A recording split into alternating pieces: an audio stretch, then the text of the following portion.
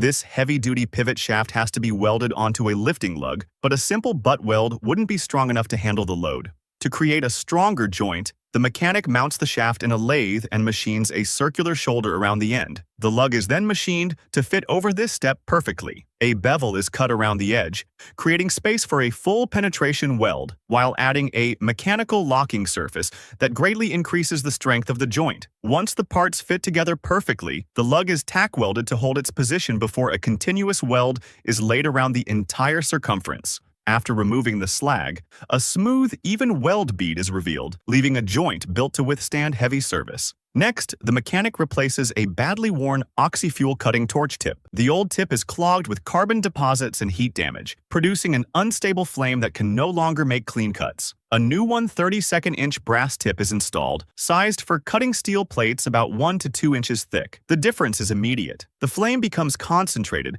the sparks flow evenly downward, and the torch slices smoothly along the marked line, producing a clean, straight cut with very little effort. The final repair involves installing a reinforcement plate on an excavator bucket. A small gap remains between the plate and the bucket wall, so the mechanic welds a homemade L-shaped bracket beside the gap. A tapered steel wedge is driven into the bracket with a hammer, slowly pulling the reinforcement plate tightly against the bucket. Once the gap disappears and both surfaces sit perfectly flush, the plate is fully welded into place, creating a strong and secure reinforcement.